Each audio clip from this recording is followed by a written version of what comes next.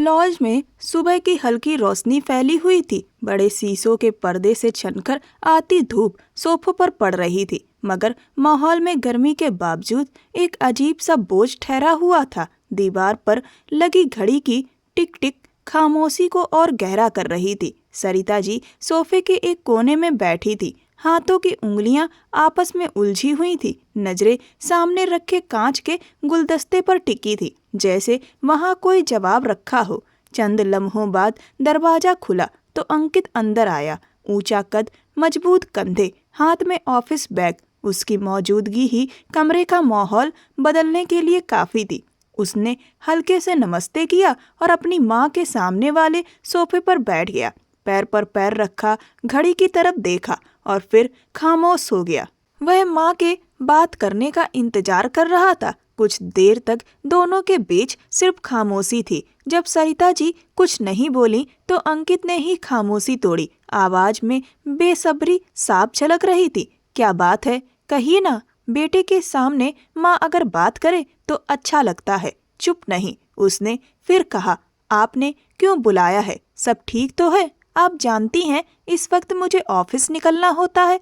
अब उसके लहजे में झुलझुलाहट थी। माँ, देर हो रही है। सरिता जी ने गहरी सांस ली, सीधी होकर बैठी और बेटे को गौर से देखने लगी, जैसे उसके चेहरे पर लिखे शब्द पढ़ना चाहती हूँ। फिर गंभीर आवाज में बोली, तुम अच्छी तरह जानते हो मैंने तुम्हें क्यों बुलाया है। मेरे सामने नाटक करने की जरूरत नहीं है। मुझे तुम्हारे बनावटी चेहरे और बनावटी लहजे बिल्कुल पसंद नहीं। उनकी आवाज धीमी थी लेकिन भारी। मुझे आज साफ साफ बताओ, तुम्हारे दिमाग में क्या चल रहा है? कल रात तुमने अपने पापा से क्या कहा था? तुम्हें किसी का जरा सा भी एहसास नहीं है? परिवार की इज्जत क्या होती है? रिश्तों की अहमियत क्या होती है? सब भूल गए हो। कारोबार में आ जाने का मतलब ये नहीं कि हर रिश्ते की कीमत भूल जाओ।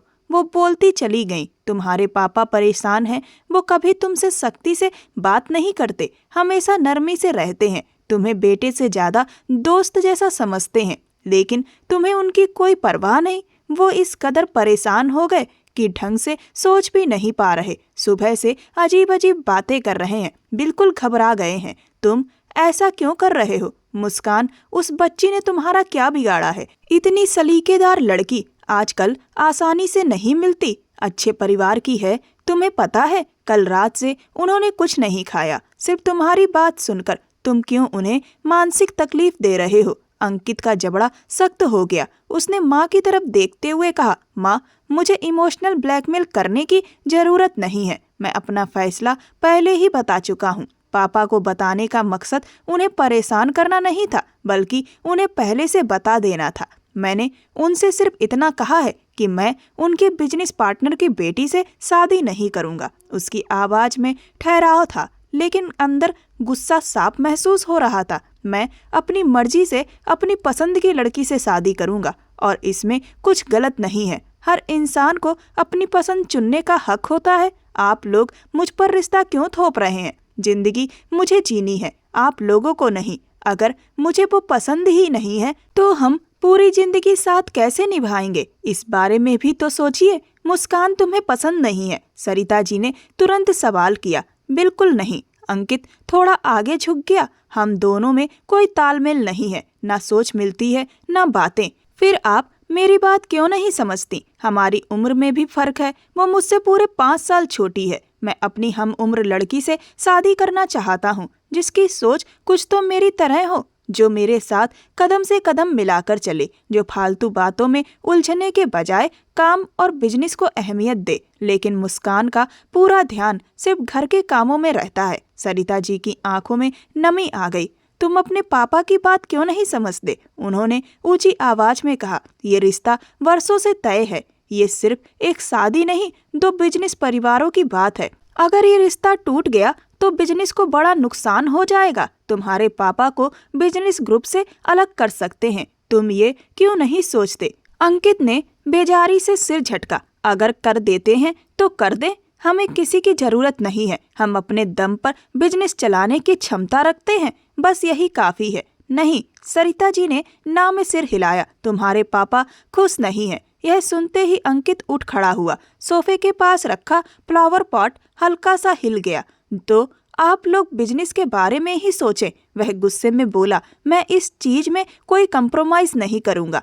पापा खुद को मेरे दोस्त के जैसा कहते हैं, लेकिन दोस्त जैसे में और दोस्त में फर्क होता है। जो दोस्त होते हैं वह अपने दोस्त की बात को समझते हैं, ना कि दुनियादारी की वजह से उसके ऊपर प्रेशर बनाते हैं। आज ही मैं ये किस्सा अपने हाथों से खत्म कर दूंगा। अंकित रुको, सरिता जी की आवाज फर्रा गई, लेकिन वह नहीं रुका। उसने बैग कंधे पर संभाला, पलट कर भी नहीं देखा और तेज कदमों से लॉज से बाहर निकल गया। दरवाजा बंद होने की आवाज पूरे लॉज में गूंज गई। सरिता जी वहीं खड़ी रह गईं। लॉज वैसा ही था, रोशन सजा हुआ, मगर अब उसमें खामोशी नहीं थी, बल्कि एक टूटता हुआ रिश्ता सांस ले रहा था। दूसरी तरफ वो मासूम लड़की अपनी ही दुनिया में खोई हुई थी। उसे जरा भी अंदाजा नहीं था कि उसकी जिंदगी में कैसा तूफान आने वाला है। बंगले की ऊपरी मंजिल पर बने कमरे में हल्की धूप पर्दों से छनकर अंदर आ रही थी। कमरा साफ सुथरा था, मगर सजावट थोड़ी बचकानी सी थी। अलमारी के शीशे पर चूड़ियां टंगी थी। मेज पर रखे रंगीन नेल पेंट और हल्की सी खुशबू कमरे में फैली हुई थी। मुस्कान फर्श पर गद्दे से टेक लगाकर बैठी थी। गोद में मोबाइल था और सामने प्रिंट की हुई तस्वीरें फैली थी। वह पूरी तल्लीनता से एक तस्वीर को दूसरी के साथ जोड़ रही थी। कभी उंगलियों से किनारे ठीक करती, कभी सिर हल्का सा तिरछा करके देखती। अपने काम में इतनी डूबी थी कि वक्त का भी होश नहीं था। कुछ देर बाद दरवाजे पर हल्की सी दस्तक हुई। आ जाओ, दरवाजा खुला है, उसने बिना देखे कहा, मगर आवाज में खुशी अपने आप खुल गई। दरवाजा खुला और मोनी अंदर आई। कजिन को देखते ही मुस्कान के चेहरे पर मुस्कान फैल गई। आप? वह खुशी से चहक उठी। इधर आओ ना, कुछ दिखाना है। वह तस्वीर उठाकर उसके पास आ गई। देखो, मैंने अपनी और अंकित की तस्वीर जोड़ ली है। बताओ हम साथ में कैसे लग रहे हैं। पता है, कल से इन्हें ठीक करने में लगी हूँ। मेरी एक दोस्त है, उसकी अपने मंगेतर के साथ ढेर सारी तस्वीरें हैं, लेकिन मेरी तो एक भी नहीं है। और मैं जानती हूँ शादी से पहले अंकित मेरे साथ फोटो नहीं खिंचवाएंगे, इसीलिए अभी इन्हीं से काम चला रही हूँ। मोनी ने तस्वीर को ध्यान से देखा। अंकित का गंभीर चेहरा, मुस्कान की चमकती आंखें, सब कुछ बाहर से बिल्कुल पूरा लग रहा था। उसके होठों पर हल्की सी मुस्कान आई, मगर आंखों में सोच की परछाई थी। अच्छे लग रहे हो, वह नरमी से बोली। हमेशा साथ खुश रहो, कोई तीसरा तुम्हारे बीच ना आए। मोनी खुशी से बोली। मुस्कान फिर बोली, आप बताइए, आप क्यों आई हो? कोई काम था? मोनी ने सिर हाँ में हिलाया और आगे बढ़कर उसका हाथ थाम लिया। मैं तुम्हें नाश्ते के लिए बुलाने आई थी। तुम्हारी माँ ने कहा था जाकर देख लेना, क्योंकि तुम हमेशा की तरह काम में लगी रहीं और नाश्ता भूल गईं। मुस्कान ने दांतों तले जीभ दबाई। अच्छा अच्छा, बस अभी खा रही हूँ। फिर मुस्कुराकर बोली, वैसे आप ही तो हैं मेरे सुख दुख के साथी, मैं आपको सब बता दूंगी। मोनी ने उसे देखा और हल्की मुस्कान के साथ बोली, बिल्कुल ठीक कहा। कई दिनों से मैं भी तुमसे इस बारे में बात करना चाहती थी।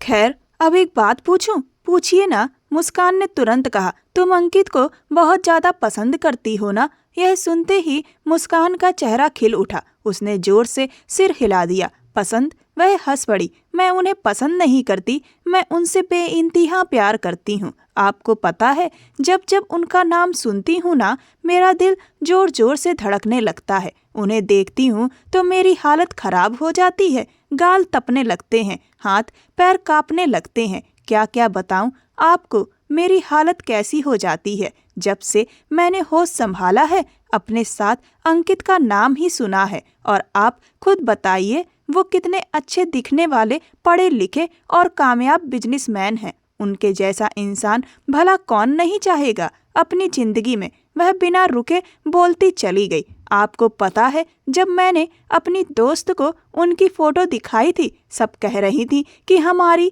क्रश लिस्ट में इजाफा हो गया है। तुम्हारा होने वाला पति वाकई बहुत हैंडसम है। सच कहूँ तो मुझे बहुत गर्व महसूस होता है कि जिसे पाने की लोग ख्वाहिश करते हैं, वो मुझे इतनी आसानी से मिल रहा है। मोनी ने संजीदगी से पूछा। हाँ, मैं तुम्हारी बातें समझ रही हूँ, लेकिन क्या तुमने कभी उनसे पूछा है कि वो तुमसे प्यार करते भी हैं या नहीं? तुमने कभी उनके सामने अपने दिल की बात रखी है?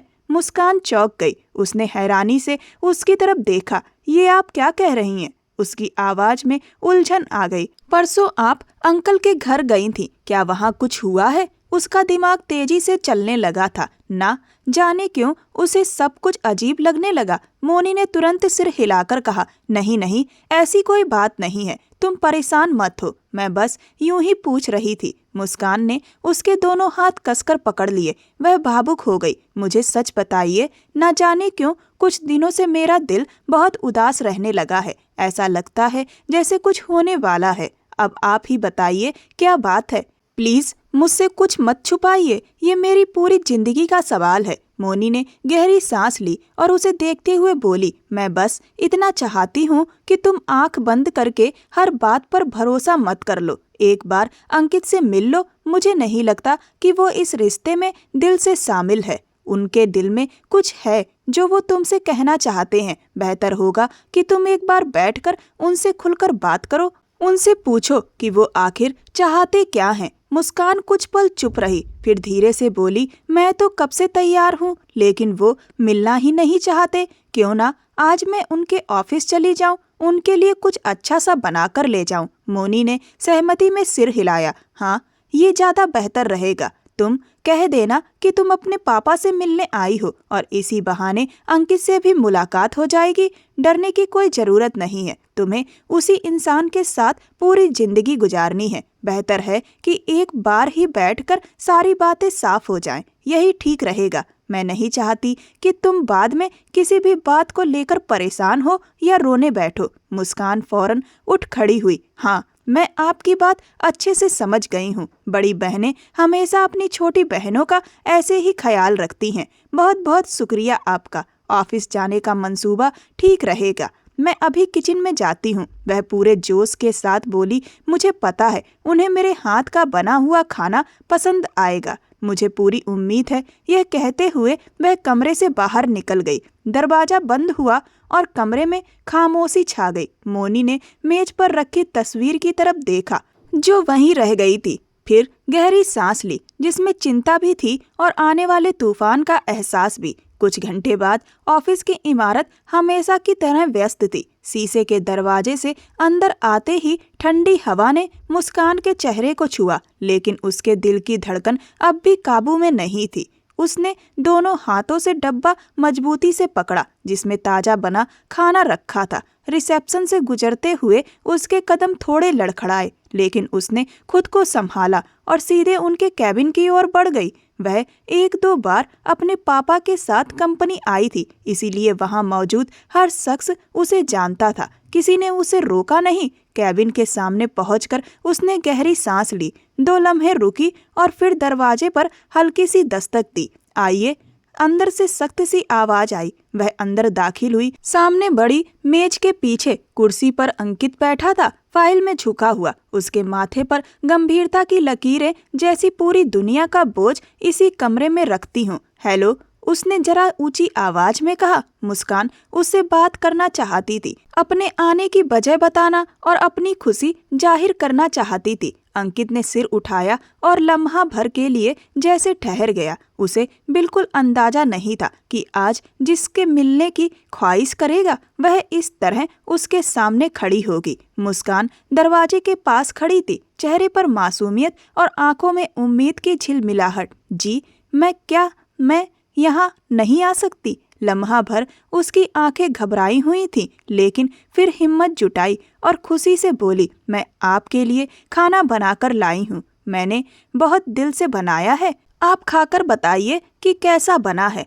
आपकी पसंद का पूरा ख्याल रखा है। मुझे उम्मीद है कि आपको यह पसंद आएगा। अंकित कुर्सी से खड़ा हो गया। चेहरे पर हैरत और नाराजगी झलक रही थी। यहाँ क्या कर रही हो तुम? तुम्हें पता नहीं ऑफिस में फालतू में आना मना है। उसकी आवाज सख्त हो गई थी। वह अब धीरे धीरे गुस्सा महसूस कर रहा था। उसे देखकर बिल्कुल अच्छा नहीं लगा कि वो इस तरह काम की जगह पर पहुंच गई। कुछ दिन पहले उसकी अपनी माँ भी ऑफिस आई थी, लेकिन उसने उन्हें भी यही कहा था। आपको यहाँ नहीं आना चाहिए था। यह काम की जगह है, यहाँ फालतू में आना अच्छा नहीं लगता। मुस्कान ने तुरंत बात संभाली। मैं बस पापा से मिलने आई थी। माँ ने एक जरूरी काम के लिए कहा था। मैं आना नहीं चाहती थी, लेकिन माँ के कहने पर आई। उसने अंकित की सख्त नजरें देखकर झूठ बोल दिया। उनसे थोड़ा जरूरी काम था, सोचा आपको खाना भी दे दूं। आप हमारे घर भी नहीं आते,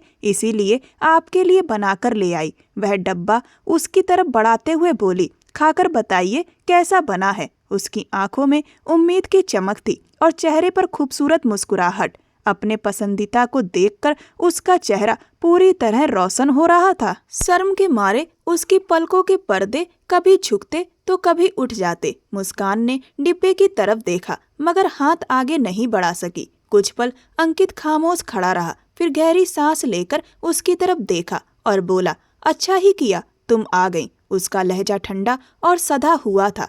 मुझे भी तुमसे एक जरूरी बात करनी थी। बेहतर है कि यही बात साफ हो जाए और मामला हम दोनों के बीच ही खत्म हो जाए। घर वाले बीच में आएंगे तो बात बढ़ेगी। मैं बेवजह के ड्रामे और पारिवारिक तमाशों से हमेशा दूर रहता हूँ। मुस्कान के चेहरे पर हल्की सी मुस्कान और गहरी हो गई। जी, उसने तुरंत कहा, मैं सुनने के लिए तैयार हूँ। मुझे पता है आपको परिवार से ज्यादा घुलना मिलना पसंद नहीं है। आप निश्चिंत रहें, जो भी बात होगी यहीं हमारे बीच ही खत्म हो जाएगी। वह नासमझ यह नहीं जानती थी कि सामने खड़ा इंसान उसे किस तरह अपमानित करने वाला है, कैसे उसे उम्मीदों के आसमान से नीचे जमीन पर पटक देने वाला है। अंकित ने अपने हाथ में पहनी अंगूठी की तरफ देखा, धीरे धीरे उसे उतारा और एक कदम आगे बढ़कर मुस्कान की तरफ बढ़ा दी। यह ले लो, उसने साफ शब्दों में कहा। मैं इस रिश्ते को आगे नहीं बढ़ाना चाहता।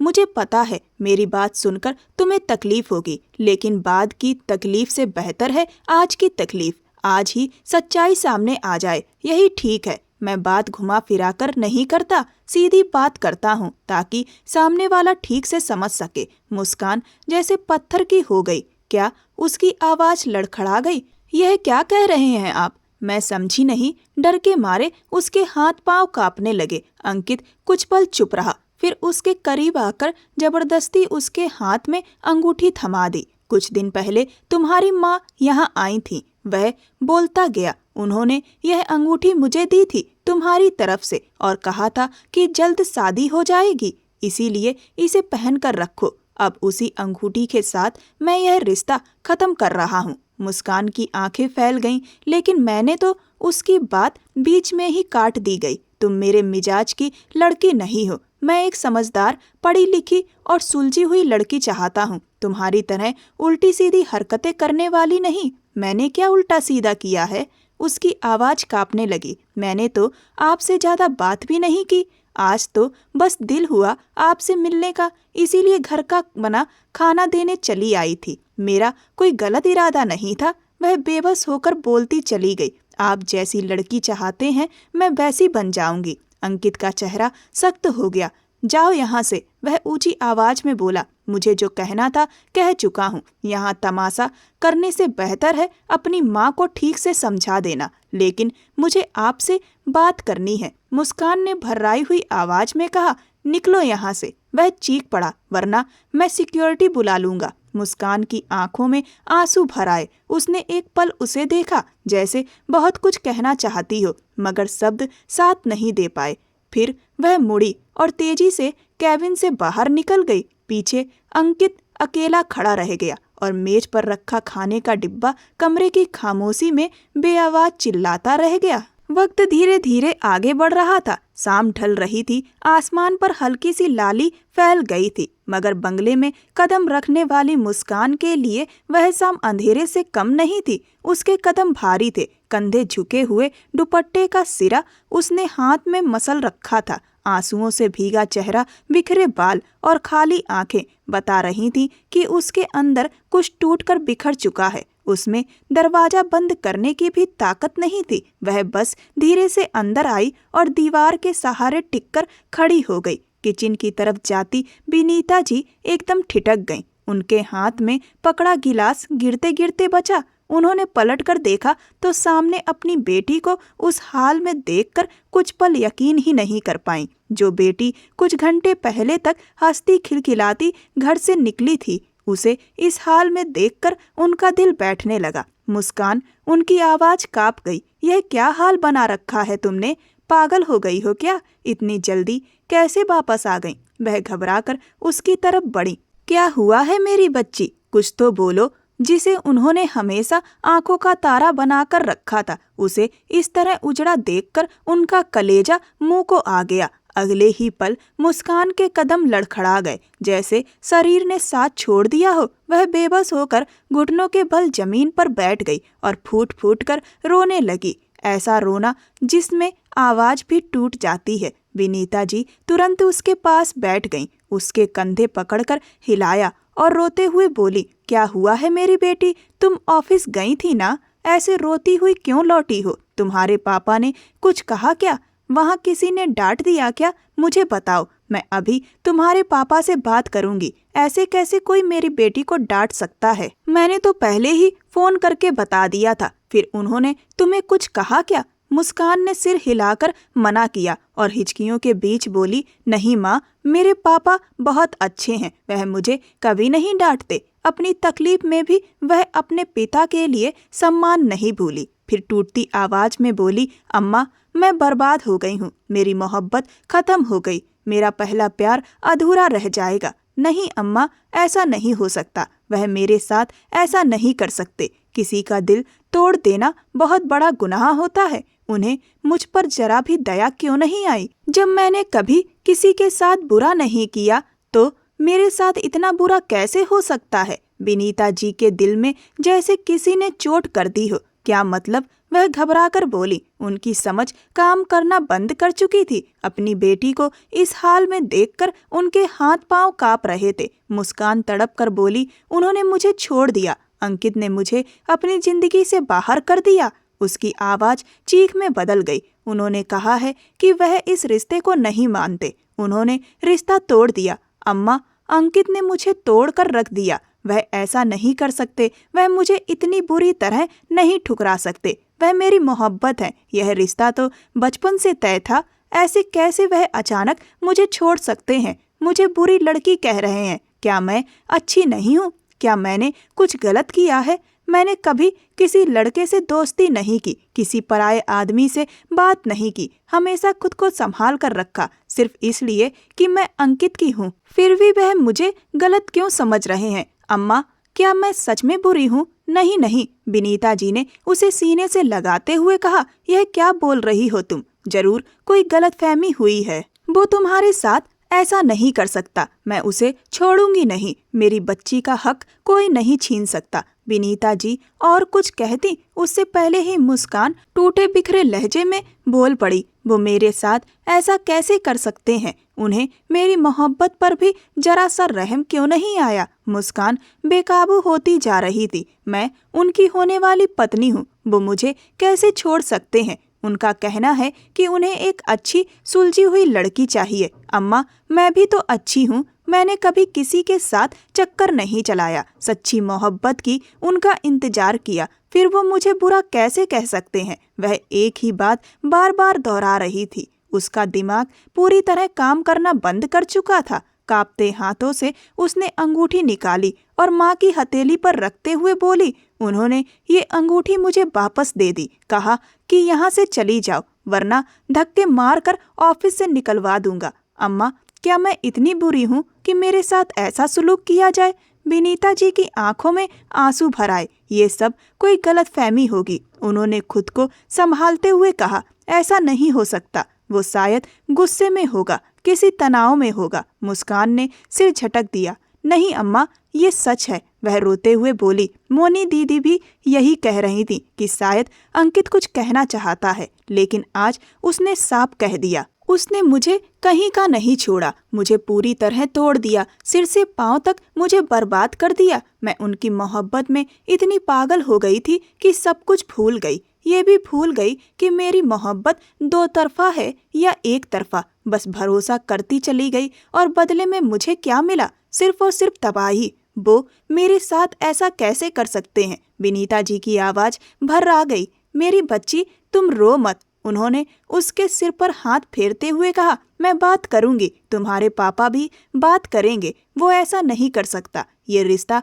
बचपन से तय है, वो इनकार नहीं कर सकता। अम्मा, मुस्कान ने आखिरी बार उन्हें देखा। आप तो कहती थी कि वो मुझसे प्यार करता है। यह कहते ही उसका शरीर ढीला पड़ गया, आंखें बंद हो गईं और वह बेहोश होकर माँ की गोद में गिर गई। विनीता जी चीख उठी, मेरी बच्ची, आंखें खोलो। शाम की खामोशी उस चीख से टूट गई और बंगले में पहली बार एक टूटते रिश्ते की दर्दनाक आवाज गूंज उठी। उन्होंने फौरन नौकर को बुलाकर डॉक्टर को फोन किया। अपने पति विनोद साहब को भी खबर दी। अचानक उनके घर पर कैसी आफत टूट पड़ी थी, उन्हें कुछ समझ नहीं आ रहा था। रात गहरी हो चुकी थी। उधर हवेली की बाहरी लाइटें पीली रोशनी में नहाई हुई थी, मगर अंदर दाखिल होने वाला अंकित इस रोशनी से बिल्कुल बेपरवाह था। दरवाजा बंद करते ही उसने कोट कंधे से उतारा, जूते एक तरफ रखे और बिना इधर उधर देखे सीढ़ियों की तरफ बढ़ गया। उसके कदम तेज थे, जैसे वह किसी बातचीत से भाग रहा हो। अभी वह 2 सीढ़ियां ही चढ़ा था कि पीछे से आदर्श साहब की भारी और गूंजती आवाज सुनाई दी, ठहरो, कहीं नहीं जाओगे तुम, मेरी बात सुनो। वह एक पल को ठिठका, जबड़ा भींचा और फिर धीरे से पलटा। सामने आदर्श साहब खड़े थे, चेहरा लाल, आंखों में गुस्सा और गहरी मायूसी साफ झलक रही थी। क्या हुआ? अंकित ने लापरवाही से कहा। ऐसा क्या कर दिया मैंने जो आप इस तरह चिल्ला रहे हैं? आदर्श साहब एक कदम आगे बढ़े। तमीज नहीं है तुम्हें? वह चिल्लाकर बोले। किस लहजे में मुझसे बात कर रहे हो? अंकित के होठों पर तंज भरी मुस्कान आ गई। उसी लहजे में बात कर रहा हूँ जिसमें मुझसे बात की जा रही है, उसने कंधे उचकाते हुए कहा। ऊंची आवाज आप कर रहे हैं, मैं नहीं। बताइए क्या बात है? आदर्श साहब का सब्र जवाब दे गया। तुमने आज ऑफिस में मुस्कान से क्या कहा है? वह गुस्से में बोले, दिमाग खराब हो गया है तुम्हारा? ऐसे कैसे तुम रिश्ता खत्म कर सकते हो? अंकित ने लंबी सांस ली। मैंने आपको कल रात ही बता दिया था। वह सख्त लहजे में बोला कि मैं इस लड़की के साथ रिश्ता नहीं रखना चाहता। मैं अपनी पसंद की लड़की से शादी करूंगा। इसमें गलत क्या है? गलत क्या है? आदर्श साहब ने हैरानी और गुस्से के मिले जुले स्वर में कहा। बचपन से रिश्ता तय है, परिवार की इज्जत, परंपरा, सब कुछ तुम्हारे लिए कोई मायने नहीं रखता। इतनी आसानी से यह रिश्ता कैसे तोड़ सकते हो? अंगूठी उतार कर उसके हाथ में दे दी। अंकित ने ठंडेपन से कहा, मेरी नजर में सब कुछ बिल्कुल ठीक है। मैंने कोई हंगामा नहीं किया, न बदतमीजी की। साफ साफ बात की और खत्म कर दिया। आदर्श साहब की आवाज भर आई। वह लड़की घर जाकर बेहोश हो गई, बहुत रोई। उसका पूरा परिवार परेशान है और तुम कह रहे हो सब ठीक है? अंकित ने नजरें चुरा ली, मगर आवाज में नरमी नहीं आई। मैं किसी के जज्बात का जिम्मेदार नहीं हूँ। मैंने शुरू से कहा था कि यह रिश्ता जबरदस्ती का है। आदर्श साहब ने थके हुए अंदाज में आंखें बंद कर ली, फिर बोले, कल तुम्हारे दादा अंकल अमरजीत साहब ने तुम्हें घर बुलाया है। यह बात वह खुद तुमसे करेंगे। अंकित तुरंत बोला, कल मेरी बहुत जरूरी मीटिंग है, मैं नहीं जा सकता। आप खुद चले जाइए। यह कोई गुजारिश नहीं, हुक्म है। आदर्श साहब ने सख्ती से कहा, तुम जाओगे। अंकित ने सीढ़ी की रेलिंग पकड़ी और मुंह मोड़ लिया। फिलहाल मैं सोने जा रहा हूँ, उसने बेपरवाही से कहा। सुबह देखेंगे। अंकित रुको। आदर्श साहब ने रोकना चाहा, मगर वह नहीं रुका। वह तेजी से सीढ़ियां चढ़ता गया, जैसे हर कदम के साथ उस बातचीत को पीछे छोड़ रहा हो। ऊपर पहुंचकर उसने दरवाजा जोर से बंद किया और नीचे आदर्श साहब वहीं खड़े रह गए, एक ऐसे पिता की तरह जो अपने बेटे को रोकना चाहता था, मगर अब उनके हाथ में सिर्फ खामोशी बची थी। अब उन्हें ये बचपन में शादी तय की जाने वाली परंपरा पर अफसोस होने लगा था। उन्हें समझ आ रहा था ये चीजें कभी कभी कितनी ज्यादा उलझनों का कारण बन सकती हैं। उधर बंगले में दोपहर की रोशनी कमरे में फैली हुई थी, मगर उसमें कोई गर्माहट नहीं थी। पर्दे आधे खिसके हुए थे, हवा बंद थी और कमरा एक अजीब सी घुटन से भरा हुआ था। मुस्कान बिस्तर के किनारे बैठी थी, बाल बिखरे हुए, दुपट्टा कंधों से फिसला हुआ, चेहरा आंसुओं से भीगा और आंखें सूजी हुई। ऐसा लग रहा था जैसे एक ही रात में उसकी पूरी उम्र बीत गई हो। कल से उसने कुछ नहीं खाया था, ना पानी पिया था, शरीर कमजोर था, हाथ ठंडे थे, मगर दिल बेकाबू होकर धड़क रहा था। विनीता जी बिल्कुल पास बैठी थी, एक हाथ बेटी की पीठ पर और दूसरा उसकी उंगलियों में थामे हुए। तुम अपने साथ ऐसा क्यों कर रही हो? वह टूटे हुए स्वर में बोली। खुद को इस तरह परेशान करने से क्या मिलेगा? मुस्कान ने सिर उठाया, आंखों में गहरी बेबसी थी। अम्मा, आप नहीं समझ रही हैं, वह रोते हुए बोली। मेरे अंदर सब कुछ खत्म हो गया है। विनीता जी ने आंखें पोंछी। तुम्हारे दादाजी ने आज बुलाया है, वह नरमी से बोली। अंकित को भी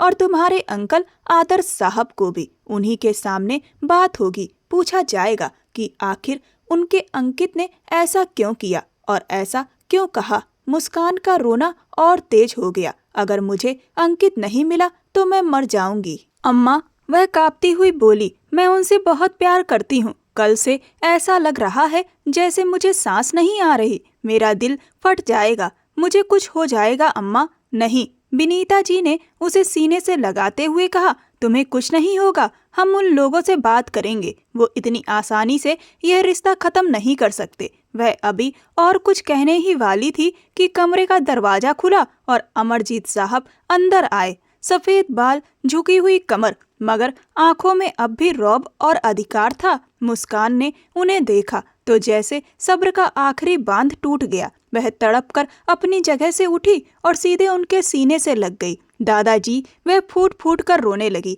अमरजीत साहब ने उसके सिर पर हाथ रखा। नहीं रो बिटिया, उन्होंने भारी लेकिन नरम आवाज में कहा। मैं अंकित से बात करूंगा, वह इस तरह नहीं कर सकता, मैं उसे छोड़ूंगा नहीं। मुस्कान ने सिर उठाकर उन्हें देखा, आंखों में पागलपन सा उतर आया था। अगर मुझे अंकित नहीं मिला तो मैं खुद को नुकसान पहुंचा लूंगी दादाजी, वह बेख्याली में बोल गई। बचपन से मैंने उन्हें अपने लिए ही सोचा है, वह मेरे साथ ऐसा जुल्म नहीं कर सकते। अमरजीत साहब ने गंभीरता से कहा। अब सीधी बात होगी, सीधे शादी और विदाई की बात। तुम परेशान मत हो, आप अभी के अभी उन्हें बुलाइए, मेरी शादी करवाइए। मैं अपने साथ कुछ गलत नहीं होने दूंगी। मैंने जिंदगी में कभी इनकार नहीं सुना, अब भी इनकार बर्दाश्त नहीं करूंगी। कमरे में एकदम सन्नाटा छा गया। शांत हो जाओ, अमरजीत साहब की आवाज गूंज उठी। विनीता जी चीख पड़ी। मुस्कान, क्या हो गया है तुम्हें? तुम पागल हो गई हो क्या? मुस्कान की आंखें सुर्ख हो चुकी थीं। आप लोग पक्का करें, वह जिद्दी लहजे में बोली। पक्का करें कि मेरी शादी अंकित से ही होगी। अमरजीत साहब ने एक पल सोचा, फिर आगे बढ़कर दोनों हाथ उठा दिए। मैं यकीन दिलाता हूँ, उन्होंने पक्की आवाज में कहा। तुम्हारी शादी अंकित से ही होगी। अगर उसने मना किया तो हम जबरदस्ती करवाएंगे। अब शांत हो जाओ प्लीज। मुस्कान एक पल सन्न खड़ी रही, फिर टूटकर अमरजीत साहब के सीने से लग गई। दादाजी, वह फिर से फूट फूट कर रोने लगी। कमरे में बस उसके रोने की आवाज थी और वो बात जो सबने उसकी जान बचाने के लिए कही थी, मगर जिसके अंजाम से कोई भी वाकिफ नहीं था। रात का वक्त था। बंगले के लॉज में अजीब सी खामोशी फैली हुई थी। बड़े झूमर की सफेद रोशनी फर्श पर पड़ रही थी, मगर माहौल में रोशनी के बावजूद घुटन थी। सोफों पर दोनों परिवार बैठे थे। कोई चुप था, कोई बेचैनी से हाथ मसल रहा था। दीवार पर लगी घड़ी की टिक टिक हर गुजरते पल के साथ फैसले के करीब आने का एहसास दिला रही थी। अमरजीत साहब के बुलावे पर अंकित मना नहीं कर सका। वह अंदर आया तो उसके चेहरे पर सख्ती और आंखों में थकान साफ नजर आ रही थी। उसने सब पर एक नजर डाली और सामने वाले सोफे के पास खड़ा हो गया। अमरजीत साहब ने उसे देखते ही बात शुरू कर दी।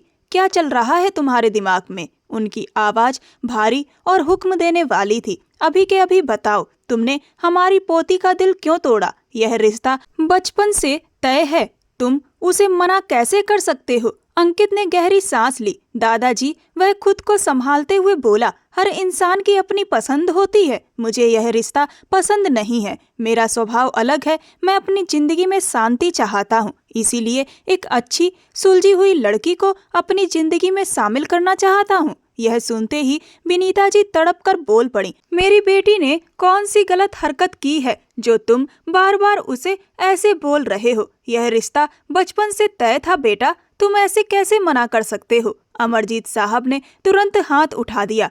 चुप हो जाओ बहू, वह सख्त लहजे में बोले। अभी हम बात कर रहे हैं। लॉज में सन्नाटा छा गया। अमरजीत साहब ने दोबारा अंकित की तरफ देखा। यह रिश्ता बचपन से तय है। वह धीमे लेकिन खतरनाक लहजे में बोले, तुम इनकार नहीं कर सकते, और अगर तुमने इनकार किया तो इसके नतीजे भी सुन लो। अंकित सीधा खड़ा हो गया। कौन से नतीजे? तुम्हें हर तरह की जायदाद से अलग कर दिया जाएगा। अमरजीत साहब बोलते चले गए। ऑफिस में तुम्हारी पोस्ट छीन ली जाएगी। कारोबार में तुम्हारा कोई हिस्सा नहीं रहेगा। इस बिजनेस में मेरी साख और मेरे शेयर ज्यादा हैं और कंपनी में फैसले लेने का अधिकार मेरा है। मैंने तुम्हारे बाप को बिजनेस में पार्टनर बनाया क्योंकि वो मेरे अजीज दोस्त का बेटा था और बिजनेस करना चाहता था। उसे कोई एक्सपीरियंस नहीं था तो मैंने उसे सहारा दिया। मेरे दम पर वह गांव से शहर आया और इस बिजनेस के बदौलत ही उसे हवेली,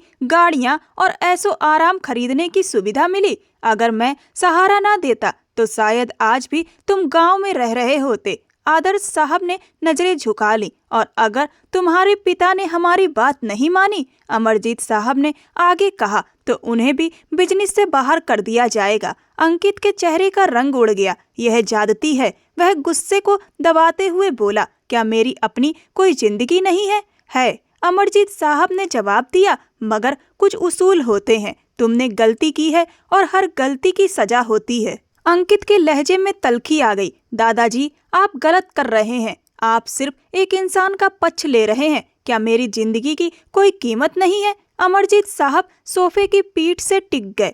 हम तुम्हारी जिंदगी बना रहे हैं, उन्होंने पूरे यकीन से कहा। हमें पता है कि मुस्कान तुम्हारे लिए सबसे सही है। अंकित ने विरोध किया। आज के जमाने में किसी को जबरदस्ती किसी के साथ नहीं बांधा जा सकता। बांधा जा सकता है, अमरजीत साहब ने फैसले वाले अंदाज में कहा, क्योंकि हमारे पास अधिकार है। अगर तुम चाहते हो कि तुम्हारे पास सब कुछ बना रहे, इज्जत, कारोबार, घर और नाम, तो इसी हफ्ते तुम्हारी शादी मुस्कान से होगी। वह थोड़ा रुके, फिर आखिरी बात कही, अब फैसला तुम्हारा है। आदर्श साहब और सरिता जी ने भी इस बात का कोई विरोध नहीं किया, क्योंकि वह भी यही चाहते थे कि मुस्कान की शादी अंकित से हो जाए और बिजनेस में उनकी पैठ और मजबूत हो जाए। लॉज में सबकी सांसें थमी हुई थी। अंकित ने एक एक चेहरा देखा। किसी की आंखों में विनती थी, किसी में डर और किसी में खामोश समर्थन। उसने मुट्ठी भींच ली, जबड़ा कस लिया, मगर बोल नहीं पाया। वह विरोध करना चाहता था, चीखना चाहता था, मगर परिवार, जायदाद और पिता की इज्जत सब एक साथ उसके सामने खड़े थे। अमरजीत साहब ने इस खामोशी को अपनी जीत मान लिया और इसी खामोशी में अंकित को ब्लैकमेल करके उस फैसले के करीब ला खड़ा किया गया जिसके नतीजों के बारे में किसी ने नहीं सोचा था। वक्त की रफ्तार न कभी थमी है न कभी थमेगी। शादी की तारीख तय हो चुकी थी। उसका विरोध, उसकी जिद और उसकी चीखें सब दीवार से टकराकर रह गई थीं। किसी ने यह जानने की कोशिश नहीं की कि वह क्या चाहता है, उसकी मर्जी क्या है। फैसला हो चुका था और फैसले के बाद परिवार में सिर्फ तैयारियां बची थीं। शादी का दिन भी सिर पर आ चुका था। मुस्कान अपने कमरे में दुल्हन बनी बैठी थी। लाल जोड़ा, हाथों में गहरी मेहंदी, भारी गहने और आंखों में चमक। उसके होठों पर बार बार मुस्कान आ जाती थी। गाल खुशी से दमक रहे थे, दिल जोर जोर से धड़क रहा था।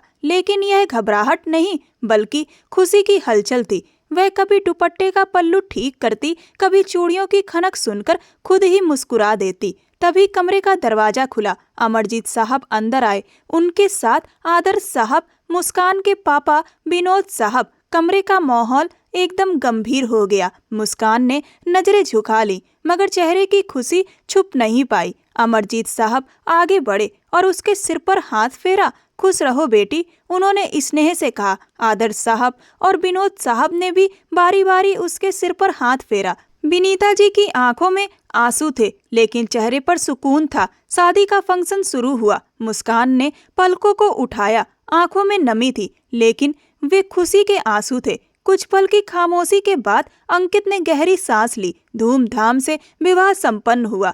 कुछ आंखें खुशी में नम थीं, कुछ मजबूरी से, और कुछ ऐसे हाथ भी थे जो जुड़ तो गए थे, लेकिन दिल कहीं और भटका हुआ था। इस तरह एक विवाह पूरा हो गया।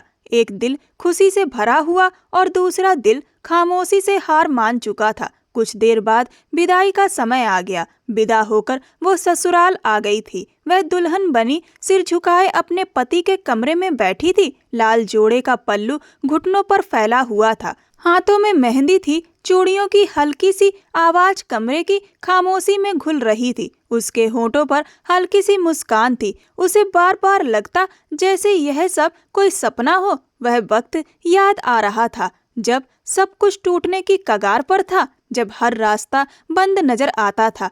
आज वही रास्ते उसके कदमों में बिछे थे। उसने खुद से कहा था कि आखिरकार प्यार जीत गया। वह इन्हीं ख्यालों में डूबी थी कि अचानक कमरे का दरवाजा तेजी से खुला। कदमों की आहट सुनते ही उसका दिल जोर से धड़क उठा। अंकित अंदर आया। उसकी मौजूदगी ने कमरे की हवा बदल दी। वह अनायास ही खुद में सिमट गई। नजरें और नीचे झुक गईं। शर्म से उसके कान तपने लगे। अंकित धीरे धीरे चलकर बेड के पास आकर रुक गया। कुछ पल तक खामोशी छाई रही। फिर उसकी आवाज कमरे में गूंजी। उसकी आवाज ठंडी और कटी हुई थी। तुम्हें क्या लगता है ये सीधी सादी बनने का नाटक करके, झूठी हमदर्दी दिखाकर तुमने कोई बहुत बड़ा तीर मार लिया है? वह चौंक गई। बेख्याली में उसने सिर उठाकर उसकी तरफ देखा। आंखों में सवाल थे, हैरानी थी। नजरें नीचे करो, वह अचानक चिल्लाया। उसकी आवाज में इतनी सख्ती थी कि उसके पूरे शरीर में झुरझुरी दौड़ गई। बहुत शौक है ना तुम्हें मेरी पत्नी बनने का? आज की रात तुम्हारे सारे शौक निकाल दूंगा। उसके चेहरे का रंग उड़ गया। आवाज कांपने लगी। क्या हुआ है आपको? मुझसे कोई गलती हो गई है क्या? वह एक कदम और करीब आ गया। गलती नहीं, उसने दांत भींचते हुए कहा। तुमसे गुनाह हुआ है और आज इस गुनाह की सजा तुम्हें मिलेगी। वह घबरा गई। मैंने क्या किया है? क्या प्यार करना गुनाह है? आप मेरे साथ ऐसा क्यों कर रहे हैं? उसने जल्दी जल्दी शब्द जोड़ दिए, जैसे वक्त हाथ से फिसलता जा रहा हो। आप जैसी पत्नी चाहते हैं मैं वैसी बन जाऊंगी। बस एक बार बता दीजिए, मैं कभी आपके खिलाफ नहीं जाऊंगी। जैसा आप रखेंगे वैसी रहूंगी। जैसा आप कहेंगे वैसा करूंगी। प्लीज मेरी बात सुन लीजिए। उसकी आवाज में गिड़गिड़ाहट थी। आंखों में आंसू भर आए थे, मगर अंकित की आंखों में कोई नरमी नहीं थी। वह अचानक उसके बिल्कुल पास आ गया। इससे पहले कि वह पीछे हट पाती, उसने उसका बाजू जोर से पकड़ लिया। उसकी पकड़ इतनी सख्त थी कि उसकी सांस अटक गई। बिल्कुल चुप, वह चिल्लाया। तुम्हारी आवाज नहीं आनी चाहिए। उसके शब्द जहर जैसे थे। वह बुरी तरह कांप गई। बिना आवाज के आंसू उसकी पलकों से बहने लगे। उसने होंठ भींच लिए, जैसे खुद को टूटने से रोक रही हो। अगर आज तुम्हें पछताना ना पड़ा तो मेरा नाम अंकित नहीं। वह कुछ कहना चाहती थी, शायद आखिरी बार, लेकिन उसकी आवाज गले में ही दबकर रह गई। रात कतरा कतरा गुजरती चली गई। अगली सुबह सूरज पूरी चमक के साथ निकल आया था। कमरे में धुंधली सी रोशनी फैली हुई थी। अंकित अपने सामान के साथ बिना किसी सफाई के बाहर निकल गया था। वह विदेश के लिए रवाना हो गया। न वह किसी को कुछ बताना चाहता था, न किसी से कोई सवाल सुनना।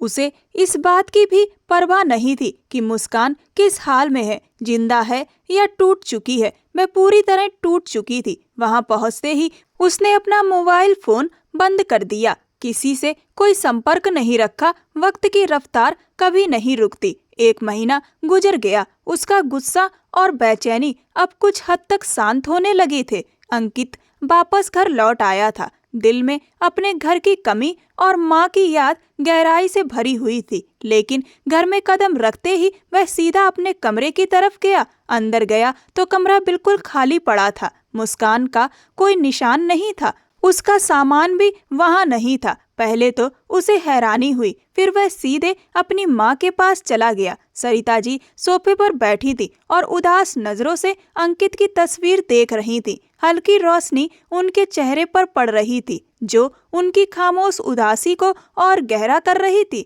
अंकित हल्की मुस्कान के साथ उनके पास खड़ा हुआ और बोला, देखिए माँ, आप मुझे इतना याद कर रही थी कि आपका बेटा खुद ही चला आया। कैसी हैं आप? सरिता जी चौंक गईं। आंखों में आंसू भर आए और वह तुरंत उठकर अंकित से लिपट गईं। अंकित एक पल को हैरान रह गया, फिर उनके आंसू पोंछते हुए बोला, क्या हुआ माँ, आप रो क्यों रही हैं? सरिता जी की आवाज कांप रही थी।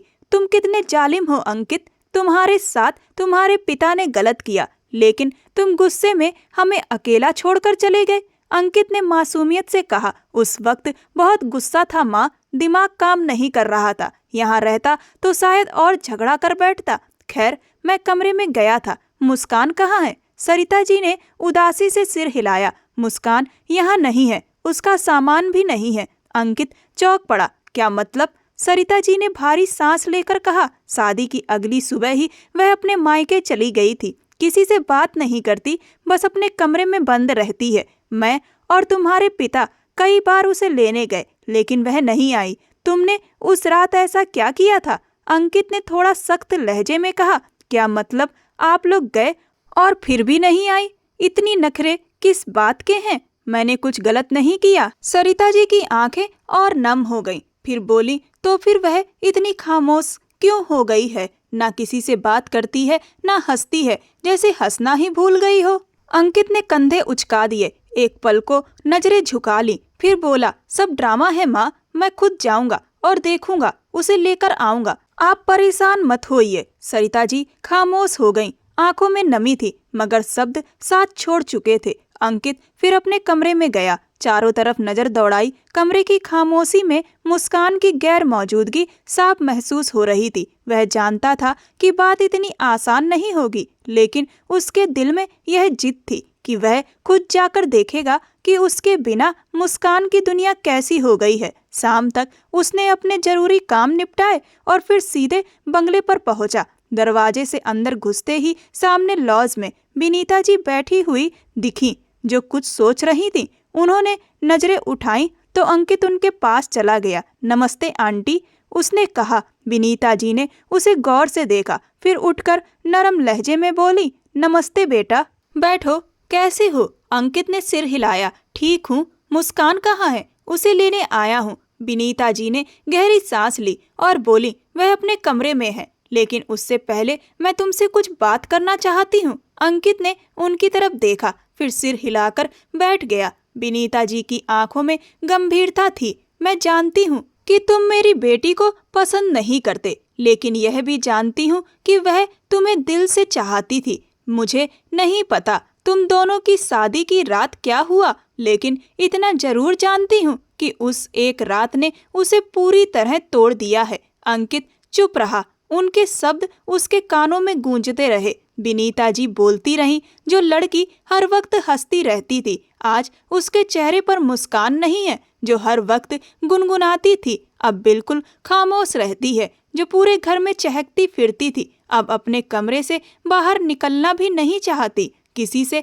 बात नहीं करती, तुम्हारा नाम तक नहीं लेती। तुमने उसके साथ ऐसा क्यों किया? विनीता जी की आंखों में सुकून नहीं था, लेकिन वह पूरे ध्यान से अंकित को देख रही थी। वह आगे बोली, तुम्हें पता है, 9 महीने मैंने उसे अपने पेट में रखा। बहुत तकलीफों के बाद वह पैदा हुई और फिर मशीनों में चली गई। मैं दिन रात रोती रही। जब वह पहली बार मेरे हाथों में आई तो मैंने मन ही मन कहा था कि अपनी बेटी को कभी रुलाऊंगी नहीं, हमेशा खुश रखूंगी, उसकी हर ख्वाहिश पूरी करूंगी। और शायद यही मेरी जिंदगी की सबसे बड़ी गलती बन गई। अंकित ने सिर झुका लिया। दिल के किसी कोने में नरमी चुभने लगी थी। विनीता जी बोलती रहीं, काश मैंने उसे समझाया होता कि जिंदगी में हर चीज मिलना जरूरी नहीं होता। जब उसने हमसे तुम्हारी चाह की थी, तब मुझे उसे मना कर देना चाहिए था, लेकिन मैंने ऐसा नहीं किया। हमने उसे जबरदस्ती तुम्हारे पाले में डाल दिया और तुमने मेरी बेटी की सारी मुस्कान छीन ली। माँ बाप अपनी औलाद को ऐसो आराम दे सकते हैं, लेकिन उसका नसीब नहीं बदल सकते। वह एक पल रुकी, फिर भारी आवाज में बोली, मैं तुमसे ज्यादा कुछ नहीं कहूंगी, बस इतना कहना चाहती हूँ कि कभी उसके साथ इतना गलत मत करना कि कल अगर तुम्हारी बेटी हो और तुम उसे गोद में उठाओ तो तुम्हारी रूह कांप जाए, यह सोचकर कि एक दिन मेरी बेटी भी किसी और के घर जाएगी। प्लीज मेरी बेटी मुस्कान की मोहब्बत को समझने की कोशिश करो। वह कोई गलत लड़की नहीं है, वह बहुत अच्छी है। यह कहकर विनीता जी उठी और कमरे से बाहर चली गईं। अंकित ने बेख्याली में अपनी आंखों की नमी पोंछी। इस 1 महीने में उसके अंदर बहुत कुछ बदल चुका था। उसका गुस्सा काफी हद तक ठंडा हो गया था। कुछ देर वह सोफे पर बैठा रहा, फिर उठा और सीधे मुस्कान के कमरे की तरफ बढ़ गया। दिल में यह उम्मीद थी कि वह आज उसे मना लेगा। वह दरवाजे के पास पहुंचा, धीरे से दरवाजा खोला और अंदर चला गया। कमरे में अजीब सी खामोशी थी। सामने बिस्तर पर मुस्कान बैठी हुई थी। हाथ में मोबाइल था, लेकिन उसकी आंखें स्क्रीन पर किसी तस्वीर में जमी हुई थी। होठों पर हल्की सी मुस्कान थी, जैसे उस एक पल में दुनिया की सारी परेशानियां थम गई हों। सब कहते हैं कि वह उसका नाम नहीं लेती, लेकिन वह उसे कभी भूल ही नहीं पाई थी। अंकित ने हल्का सा गला साफ किया। वह चौंक कर उसकी तरफ देखने लगी। सामने खड़ा देखकर वह कुछ पल के लिए जैसे पत्थर की हो गई। अंकित ने दरवाजा बंद किया और उसके पास आकर खड़ा हो गया। कुछ लम्हे दोनों के बीच खामोशी रही। फिर अंकित ने नरम आवाज में पूछा, कैसी हो? माँ बता रही थी कि वह तुम्हें लेने कई बार आई, लेकिन तुम नहीं गई। मैं पूछ सकता हूँ क्यों? मुस्कान ने कुछ नहीं कहा, आंखें नीची झुकी रहीं। फिर थोड़ी देर बाद बोली, आवाज में हल्की सी झुलझुलाहट थी, आप मुझे पसंद ही नहीं करते। मैं वापस जाकर क्या करती? आप मुझसे इतनी नफरत करते हैं कि आपने मेरे वजूद को ही रौंद दिया। वहाँ रहकर मैं क्या करती? इसीलिए अपने घर वापस आ गई। आप बेफिक्र रहिए, मैं आपकी जिंदगी से दूर चली जाऊंगी। आप मुझे छोड़कर अपनी पसंद की लड़की से शादी कर सकते हैं। मुझे अब समझ आ गया है कि जबरदस्ती किसी को पाया नहीं जा सकता। अंकित एक कदम और करीब आया और धीमे से बोला, किसने कह दिया कि तुम मुझे पसंद नहीं हो? मैंने यह जरूर कहा था कि तुम मेरे मिजाज की नहीं हो, लेकिन अब मैं यह कह सकता हूँ कि तुम मेरे मिजाज की हो। मैं तुम्हें पसंद करने लगा हूँ। यह कोई हमदर्दी नहीं है। मेरा गुस्सा ठंडा हो चुका है। गलती हमारे बड़ों की है। उन्हें यूं बचपन में शादियां तय नहीं करनी चाहिए, क्योंकि हर इंसान की अपनी पसंद होती है। जरूरी नहीं जो दूसरे तय कर दें वही पसंद आ ही जाए। तुमने इस बचपन में तय हुए रिश्ते को बहुत सीरियस ले लिया और मैंने कभी इसको तवज्जो दी ही नहीं। उसने एक पल कमरे की खामोशी में उसे ध्यान से देखा, फिर बोला, मोहब्बत में बहुत ताकत होती है। तुम मुझसे प्यार करती थी, मैं किसी से प्यार नहीं करता था। मैं तुम्हारी मोहब्बत को समझने की कोशिश कर सकता था। शादी तो मुझे किसी न किसी से करनी ही थी। तुमसे हो गई तो तुम्हारे साथ जुड़े रिश्ते को समझने का प्रयास करके देखना चाहिए था। अब मुझे यह सब धीरे धीरे समझ आ रहा है। किसी की बेटी को कभी अपमानित नहीं करना चाहिए, क्योंकि कल अगर मेरी बेटी होगी और उसे किसी तरह की तकलीफ होगी तो मैं बर्दाश्त नहीं कर पाऊंगा। वह कुछ लंबी सांसें लेकर आंखें बंद किए रही, फिर धीरे से सिर हिला दिया, जैसे मान रही हो कि वह सच में उसे समझने लगा है। अंकित ने नरमी से पूछा, तो क्या तुम समझ गई हो कि मैं तुम्हारे साथ हूँ? उसने हल्के से सिर हिलाया और फिर धीमी आवाज में बोली, आप मुझसे प्यार करने लगे हैं? अंकित हल्की मुस्कान के साथ बोला, अभी प्यार नहीं करता, लेकिन कर लूंगा। तुम बहुत अच्छी हो, इतनी अच्छी कि अपने कमरे की बातें अपने कमरे तक रखती हो, मेरे राज को राज रखती हो, दुनिया को यह नहीं बताती कि हमारे बीच क्या हुआ। ऐसी औरत से बेहतर कोई और नहीं हो सकती। यह सुनते ही उसकी आंखों से आंसू निकल आए। उसने रोते हुए सिर हिलाया और उसी पल अंकित ने उसे अपने गले से लगा लिया। वह बिस्तर के किनारे बैठ गई। उसके बाजू अपने आप उसके चारों तरफ लिपट गए। वह पल इतना सुकून भरा था जैसे सारे दर्द डर धीरे धीरे खत्म हो गए। अंकित ने उसके कान के पास झुककर धीरे से कहा, मैं तुम्हें कभी छोड़ूंगा नहीं। तुम्हारे साथ रहना मेरा फैसला है और तुम्हारी हर खुशी मेरी जिम्मेदारी है। तुम्हारा हर लम्हा सुरक्षित है। बस इतना काफी है कि तुम मेरे साथ हो। उसके होठों पर वही मुस्कान पूरी तरह लौट आई थी जो कभी उसकी पहचान हुआ करती थी। आंखों की नमी अब खुशी में बदल चुकी थी। वह उसके गले से लग गई थी। दोनों की धड़कनें एक साथ चल रही थी। कमरे की खामोशी में सिर्फ उनकी सांसों की आवाज थी, जैसे दुनिया कुछ पल के लिए थम गई हो और उन्हें अपने सुकून में समेट लिया हो। वह लम्हा पूरा सुकून, पूरा भरोसा और पूरा प्यार लिए हुए था। अंकित ने उसे और पास किया और राहत भरे एहसास के साथ सिर झुका लिया। वह उसके सीने से लिपटी हुई थी। आखिरकार जो पल कभी दोनों के लिए सिर्फ एक सपना थे, आज हकीकत बन चुके थे। प्यार की ताकत, सब्र और समझदारी ने सब कुछ बदल दिया था और अब वे दोनों बिना कुछ बोले बस एक दूसरे की मौजूदगी में पूरी खुशी महसूस कर रहे थे। जिंदगी की एक नई शुरुआत के लिए तैयार थे। दोस्तों, बचपन में शादी तय करने की परंपराएं कहीं से भी उचित नहीं है। शादी कोई मजाक नहीं है जो किसी पर जबरदस्ती थोपा जाए। जबरदस्ती की शादियों से दो जिंदगियां कभी कभी खराब हो जाती हैं। शादी का फैसला सोच समझ के उन दो लोगों द्वारा ही लिया जाना चाहिए जिन्हें शादी करनी है, और एक तरफा मोहब्बत को भी जबरदस्ती किसी के ऊपर नहीं थोपना चाहिए, क्योंकि आप जबरदस्ती किसी को हासिल तो कर सकते हैं पर उसके मन में अपने लिए मोहब्बत नहीं जगा सकते हैं। और अगर उसने आपकी मोहब्बत को स्वीकार नहीं किया तो जबरदस्ती से जोड़े गए रिश्ते की वजह से आपके जीवन का सुकून भी तबाह हो सकता है। आपको ये कहानी कैसी लगी मुझे कमेंट सेक्शन में कमेंट करके जरूर बताएं। ये कहानी पूर्णतः काल्पनिक है। इसमें दिखाई गई सभी घटनाएं केवल कहानी को दर्शाने के लिए दिखाई गई हैं। इनका किसी भी व्यक्ति या संस्था से कोई भी कनेक्शन नहीं है। ये कहानी केवल मनोरंजन के उद्देश्य से नहीं बल्कि सामाजिक शिक्षा के उद्देश्य से भी बनाई गई है। ऐसी और भी रोमांचक कहानियों को सुनाने के लिए मेरे चैनल को सब्सक्राइब कर वीडियो को लाइक कर दें और वीडियो को ज़्यादा से ज़्यादा शेयर करें। धन्यवाद।